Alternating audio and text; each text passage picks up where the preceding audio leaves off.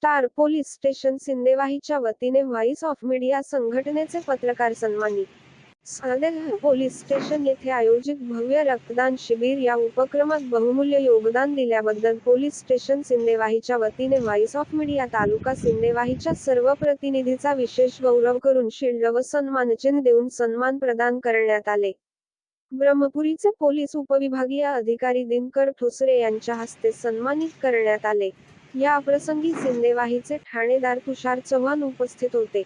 पत्रकार दयाराम कटिंग, अमर बुधगार पवार, सुनील घाटे, दिलीप मेश्राम, वहाबली सय्यद, शशिकांत बतकमवार, प्रशांत गेडाम, अरुण मादेश्वर, खालिद पठाण, सुनील डेकाटे आदींना सन्मानित करण्यात आले.